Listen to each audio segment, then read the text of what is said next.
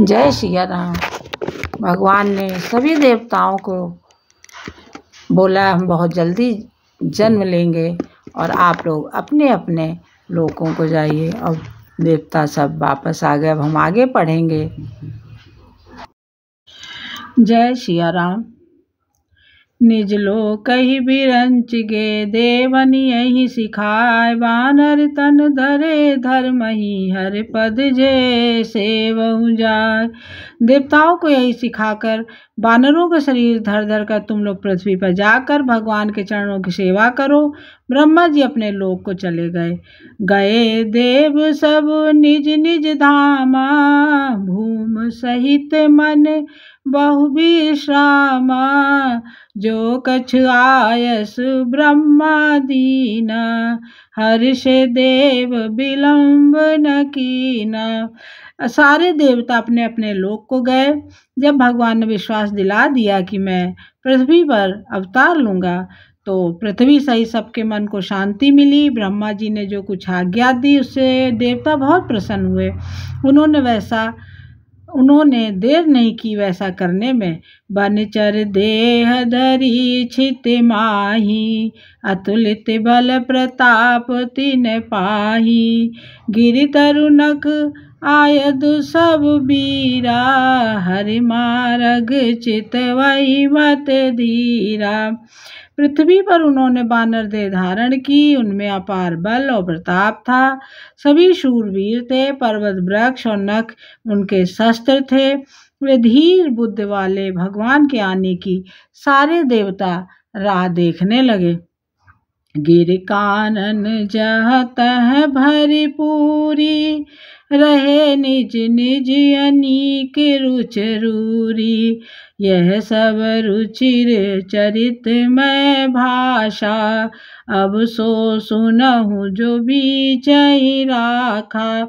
वे बानर पर्वतों और जंगलों में जहाँ तहाँ अपनी अपनी सुंदर सेना बनाकर भरपूर छा गए। ये सब सुंदर चरित्र मैंने कहा। अब वह चरित्र सुनो जिसे बीच में ही छोड़ दिया था। अवधिपुरी रघुकुल मन राऊ, वेद विदित ते दशरथ नाऊ। धर्म धुरंधर गुण निधि ज्ञानी, हृदय भगत मत सारंग पानी। अवधपुरी में रघुकुल शिरोमणि दशरथ नाम के राजा हुए, जिनका नाम वेदों में विख्यात है। वे धर्म धुरंधर, गुणों के भंडार और ज्ञानी थे। उनके हृदय में शांग धनुष धारण करने वाले भगवान की भक्ति थी और उनकी बुद्धि भी उन्हीं में लगी रहती थी। एक बार कौशल्यादि नारी प्रिय, सब आचरण पुनीत। पति अनुकूल प्रेम दृढ़, हरि पद कमल विनीत।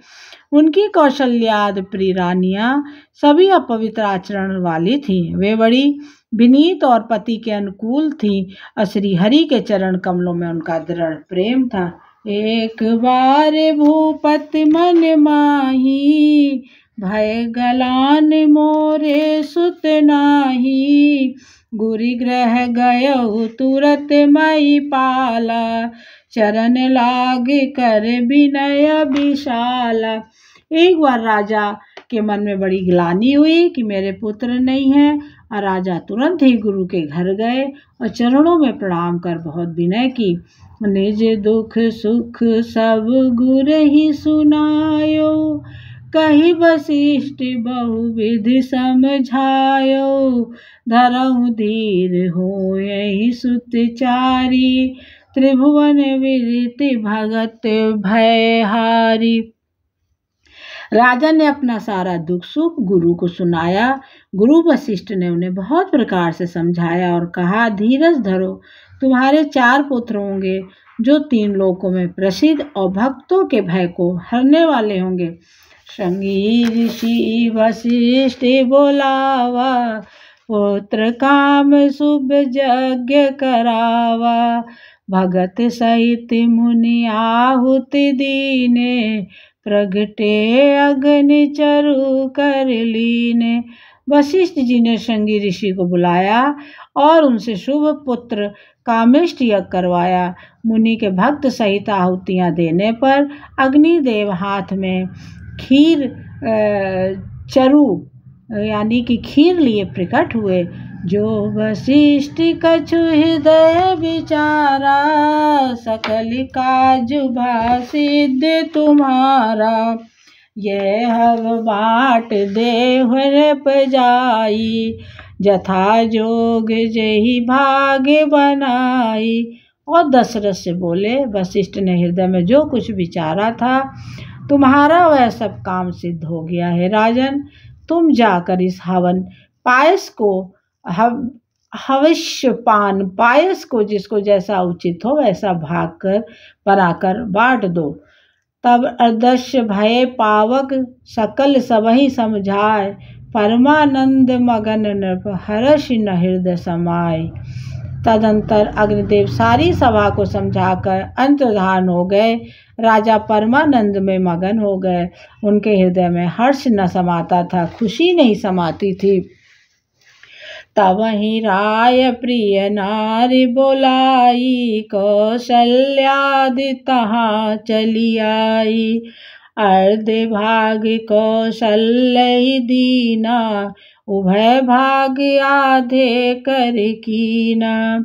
के कही कह नृप सोदयऊ, रहो सुभय भाग पुन भयऊ। कौशल्या कई हाथ धरी, दीन सुमत्रहि मन प्रसन्न करी। उसी समय राजा ने अपनी प्यारी पत्नियों को बुलाया। कौशल्या आदि सब रानियां वहां चली आई। राजा ने खीर का आधा भाग कौशल्या को दिया और शेष आधे के 2 भाग किए। वह उनमें से एक भाग राजा ने कैकेयी को दिया। शेष जो बचा रहा उसके फिर 2 भाग हुए और राजा ने उनको कौशल्या और कैकेयी के हाथ पर रखकर अर्थात उनकी अनुमति लेकर और इस प्रकार उनका मन प्रसन्न करके सुमित्रा को दिया। यही विधि गर्भ सहित सब नारी, भई हृदय हर्षित सुख भारी। जा दिन ते हरि घर भई आए, सकल लोक सुख संपत्ति छाए। इस प्रकार सब स्त्रियां गर्भवती हुई। वह हृदय में बहुत हर्षित हुई, उन्हें बड़ा सुख मिला। जिस दिन से हरि गर्भ में आए सब लोकों में सुख और संपत्ति छा गई। महेंद्र मह सब राजई रानी, शोभाशील तेज की खानी। सो सुख जुत कछुक काल चल गयऊ, जही प्रभु प्रकट सो अवसर भयऊ। शोभाशील और तेज की खान सब रानियां महल में सुशोभित हुई। इस प्रकार कुछ समय सुखपूर्वक बीता और वह अवसर आ गया जिसमें प्रभु को प्रकट होना था। जोग लगन ग्रह बार तिथि, सकल भय अनुकूल। चरे अरु अचर हर्ष जुत, राम जन्म सुख मूल। योग लग्न ग्रह बार और तिथि सब अनुकूल हो गए। जड़ और चेतन सब हर्ष से भर गए, क्योंकि श्री राम का जन्म सुख का मूल है। नौमी तिथि मधुमास पुनीता, शुक्ल पक्ष अभिजित हरि प्रीता। मध्य दिवस अति शीत न घाम, नौमी तिथि मधुमास पुनीता। शुक्ल पक्ष अभिजित हरि प्रीता। मध्य दिवस अति शीत न घामा, पावन काल लोक विश्रामा। पवित्र चैत का महीना था। नौमी तिथि थी। शुक्ल पक्ष भगवान का प्रिय अभिजित मुहूर्त था। दोपहर का समय था। न बहुत सर्दी थी न धूप गर्मी थी। वह पवित्र समय सब लोगों को शांति देने वाला था। शीतल मंद सुरभु बह बाऊ, हर्षित सुर संतन मन चाऊ।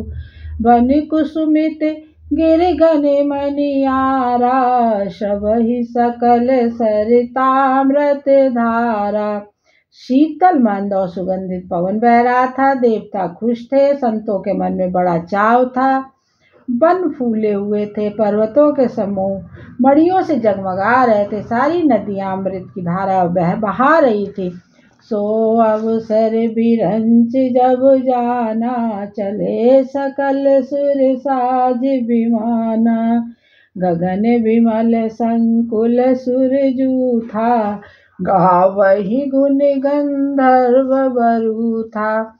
जब ब्रह्मा जी ने वह भगवान के प्रकट होने का अवसर जाना, तब उनके समेत सारे देवता विमान सजा सजा कर चले। निर्मल आकाश देवताओं के समूहों से घिर गया। गंधर्वों के दल गुणों का गान करने लगे। बरसहि सुमन सुअंजुल साजी, गहि गहि गगन दुदुम्बी बाजी। अस्तुत करहि नाग मुनि देवा, बहुविध लावहि निज निज सेवा।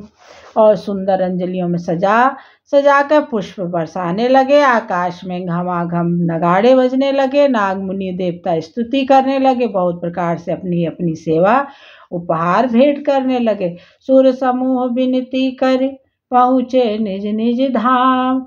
जग निवास प्रभु प्रगटे, अखिल लोक विश्राम। देवताओं के समूह विनती कर के अपने अपने लोकों में जा पहुँचे। समस्त लोगों को शांति देने वाले जगदाधार प्रभु प्रकट हुए। जेहि विधि नाथ होई हित मोरा, करहु सुबेग दास मैं तोरा। दीन दयाल बिरद संभारी, हरहु नाथ मम संकट भारी। मंगल भवनि अमंगल हारी, मंगल भवनि अमंगल हारी। द्रवहु सुदशरथ अजिर बिहारी। जय सिया राम।